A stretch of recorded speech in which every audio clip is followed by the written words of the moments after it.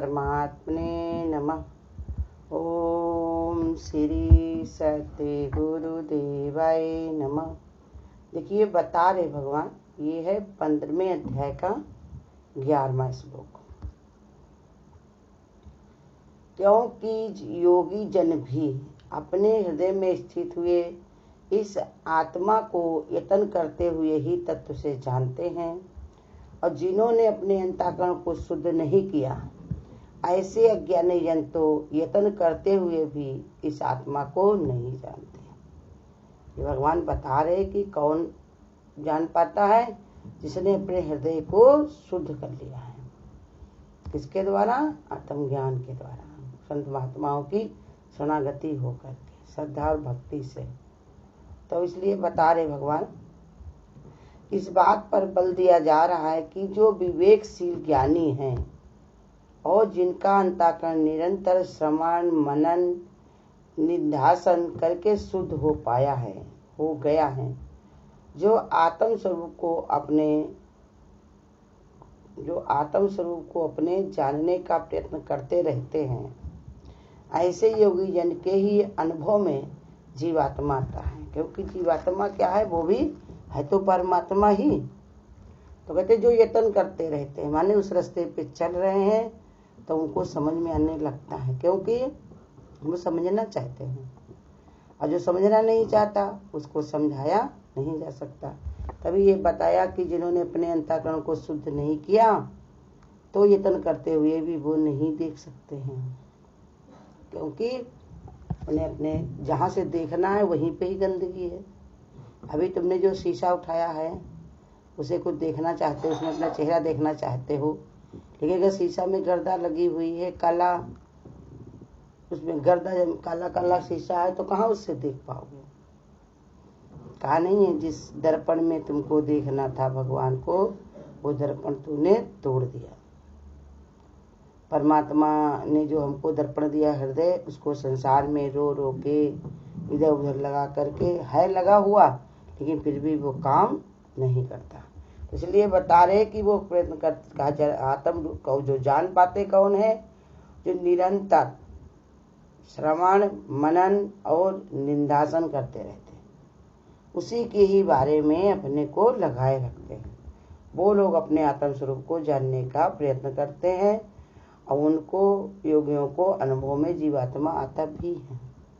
ऐसा नहीं कि उसकी समझ में नहीं आता, इतना वो समझना चाहते फिर भी उनकी समझ में नहीं आता। कहते भगवान बता रहे गीता में कि उनको आता भी है। यहाँ श्रवण से तात्पर्य शास्त्र अध्ययन, सत्संग इत्यादि का है। कहते नहीं, शास्त्रों में जो दिया हुआ है तो संत महात्माओं के पास बैठ करके उसको समझना चाहिए, बार बार प्रयत्न करना। देखो संत महात्माओं ने भी तो हमारे लिए कितनी मेहनत की, कितना योग लगा करके, इतनी भगवान की भक्ति करके इतना योग जोड़ा क्या, और फिर हमारे लोगों के लिए वेद शास्त्र लिख करके गए। स्वयं कितने तो ग्रंथ भगवान ने खुद ही उतारे धरती पर अपने मुख से। काहे के लिए? हमारे कल्याण के लिए, हमारे उद्धार के लिए। तो बता दे कि उनको शास्त्र जिन्होंने लिखे हैं, कितने कितने संत महात्माओं ने शास्त्र लिखे हैं, तो उनको कोई तनख्वाह तो मिलती नहीं थी, और ना ही कोई उनको डंडा लेकर खड़ा था कि करो। उन कल्याण के लिए उन्होंने, न तनख्वाह मिलती थी, ना उनकी कोई सेवा करता था, ना ही उनको कोई किसी से स्वार्थ का संबंध था, इसलिए कि सबके कल्याण के लिए, कि हमको अगर हम कुछ भी अगर किसी के लिए थोड़ा सा भी कर पाते हैं तो हमारा जीवन धन्य है। जैसे हमारे गुरु बताते हैं, देखो कि सत्संग में इतने लोग आते हैं, लेकिन क्या सबका कल्याण हो जाएगा? लेकिन सब जो लगे रहते हैं सत्संग भजन में, तो वो सोचते हैं कि कम से कम ये का ही कल्याण हो जाए, हो सकता है वो आगे बहु लोगों को बना दें।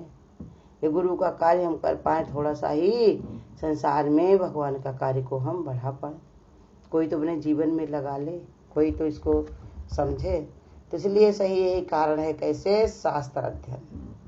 शास्त्रों का अध्ययन जो है खाली एक कान से नहीं सुना जाता, सुनना तुम्हारे भगवान ने बताया बुद्धि से भी जाता है।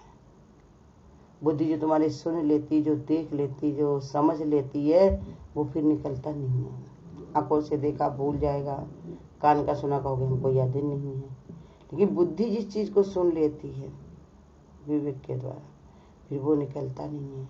इसलिए समझा रहे भगवान, मनन से तात्पर्य एकाग्र चित्त द्वारा भगवान का ध्यान करना।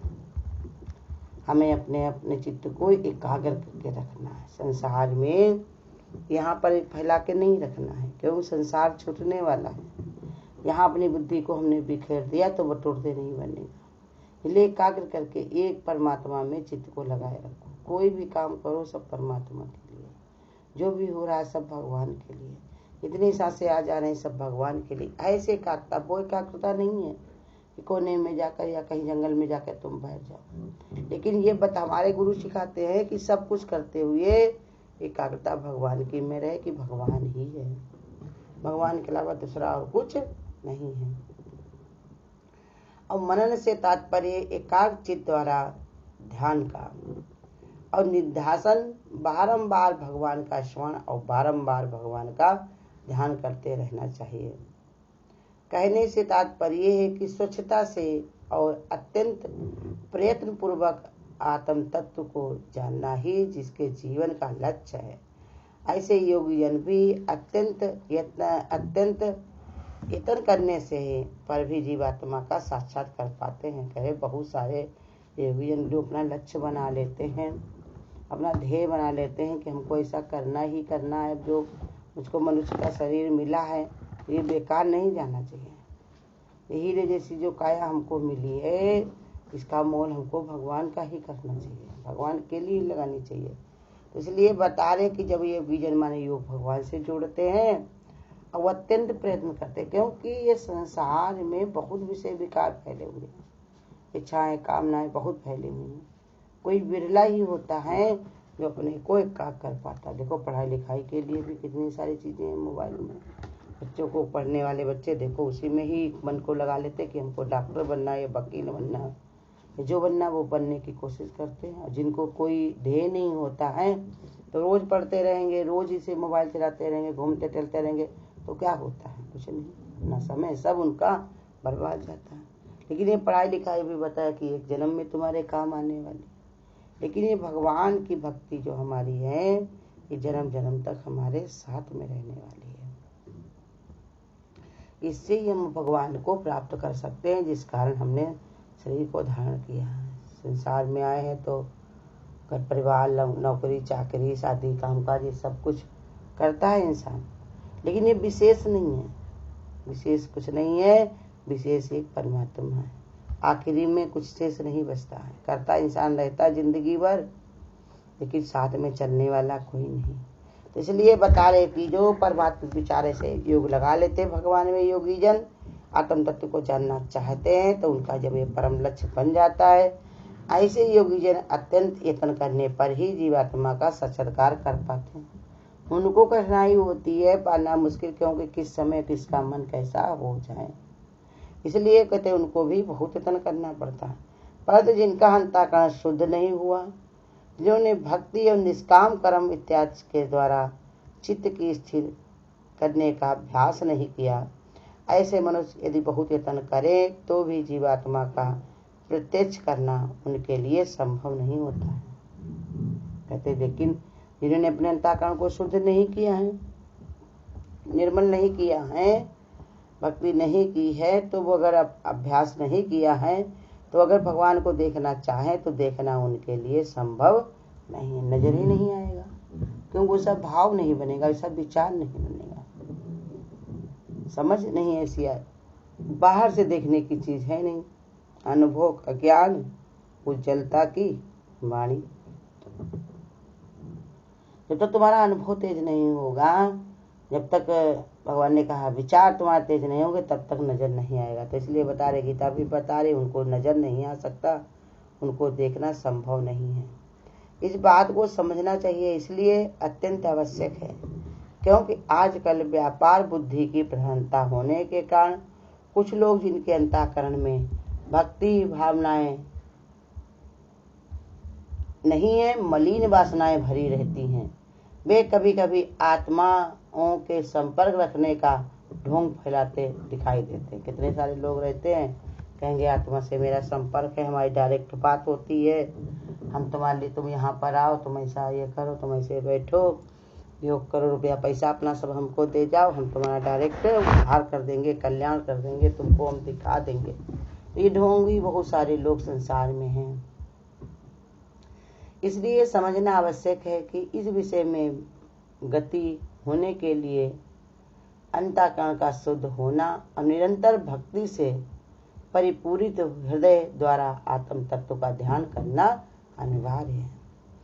कहते हैं कि उसके अंदर कैसे अंतःकरण बिल्कुल शुद्ध होना चाहिए और निरंतर भक्ति होनी चाहिए। उसी से परिपूरित माने उसी से हृदय जो है भक्ति भाव से भरा होना चाहिए, तभी वो भगवान को पा सकता। उसके लिए बहुत अनिवार्य है, जिसमें जीवात्मा का साक्षात किया जा सके।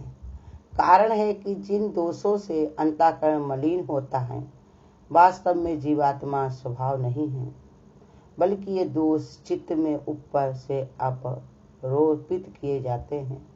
आत्म तत्व का निरंतर श्रवण मनन और निंदासन करते रहने पर इन दोषों का बहुत सीमा तक निवारण हो सकता है और भगवान की भक्ति को ही सर्वोपरि समझकर उसके साधन में लगे रहने से अंतःकरण बिल्कुल पवित्र हो जाता है। परंतु यदि ये चाहे कि अपनी छिछली उत्सुकता के वश में होकर अंतःकरण को पवित्र किया जाए तो जीवात्मा का साक्षात्कार कर सके, तो ये प्रयत्न उनका निष्फल हो जाएगा। जैसे इंसान अगर सोचे कि जैसा हमारा मन है, जैसे मैंने छिछली बुद्धि है मेरी, कभी इधर लुढ़क जाती है, कभी उधर लुढ़क जाती है, बिना पेंदी का लोटा, हमको संसार भी चाहिए, हमको परिवार भी चाहिए, मान भी चाहिए, सम्मान भी चाहिए। तो इसी बुद्धि में अगर हम भगवान भी चाहिए तो उसको मिलना संभव नहीं। जो बहुत मजबूती से अपना लक्ष्य बनाते हैं, कुछ भी त्याग सकते हैं, कुछ भी उनको देना संभव नहीं रहता। शरीर जाए, चाहे धन दौलत जाए, चाहे घर परिवार जाए। देखो महात्मा बुद्ध ने शांति का कैसे अपने अंदर, कैसे भगवान ने कहा कैसे भरा, उन्होंने सबका त्याग करके। ऐसे ही भगवान ने बता रहे कि तुम्हारे अंदर भी विचार ऐसे पक्का होना चाहिए कि संत महात्माओं ने, देशभक्तों ने कितने बड़े बड़े कार्य किए, क्योंकि त्याग से ही भगवान ने कहा कुछ ना कुछ कार्य सिद्ध हो पाता है। जिसके जीवन में त्याग नहीं लेना भर रहा है, वो अपने अंदर छल कपट विद्या से कैसे न कैसे अपना उन्हें कार्य सिद्ध करना चाहते हैं, तो उनको बड़ी कठिनाई होती है। तो इसलिए समझा रहे भगवान कि जो सर्वोपरि भगवान को नहीं समझते हैं, तो उनको भगवान कहते हैं उनका अंतःकरण पवित्र नहीं होता। पहले गुरु कहते पहले राम बाद में काम, लेकिन जो छिछली बुद्धि होते पहले काम बाद में राम। जब सब जगह से छुट्टी मिल जाए, सब जगह सब काम उसके हो जाए, तब भगवान को हम याद करेंगे, तब भगवान के लिए कुछ समय हम निकालेंगे। जब भगवान हमें लड़का दे दे, बच्चा दे दे, रुपया दे दे, पैसा दे दे, तब भगवान के हम नाम लेंगे। किसी का इच्छा कहा नहीं भगवान ने अध्याय में कि अब हमको क्यों नहीं बसते, इतनी सरल है हमारी भक्ति। अगर कोई प्यार से हमको पुकारे, प्यार से हमारे हृदय जोड़ दे, अपना मन मेरे में लगा दे, तो मैं उसके प्रत्यक्ष हो जाता हूँ। लेकिन कोई हमको नहीं बसता, क्योंकि उसके अंदर आशा तृष्णा भरी रहती है।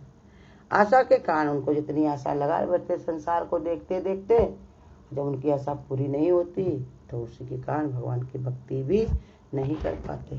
तो भगवान ये बता रहे कि इच्छा उद्देश के कारण कहीं पर इच्छा पड़ी रहती, कहीं पर दोष पड़ा रहता। वही बता रहे छिछली बुद्धि उनके अंदर होती है, उत्सुकता के वश में हो करके अंतःकरण को पवित्र किए बिना जीवात्मा का साक्षात्कार नहीं कर सकते। जीवात्मा है तो परमात्मा का ही स्वरूप। वो अगर पाना चाहे भगवान को, तो उसके लिए उनको स्थिर प्रज्ञ होना पड़ेगा। स्थिर होने के लिए बता रहे भगवान, पहले ही बता चुके, मनन चिंतन, और ये भगवान ने बताया हमेशा भक्ति भाव से अंतःकरण भरा होना चाहिए। जिसके अंदर ये सब समा गया है, तो उसके लिए परमात्मा हर जगह हाजिरा हजूर है। जिसके अंदर ये सब नहीं है, तो भगवान ने कहा चाहे जितना वो ढूंढे लेकिन मिल नहीं सकते। हरिओम। अगर आपको आज की वीडियो अच्छी लगी हो तो वीडियो को लाइक और शेयर करना ना भूलें। आगे की वीडियोस देखने के लिए चैनल को सब्सक्राइब करें और नोटिफिकेशन बेल को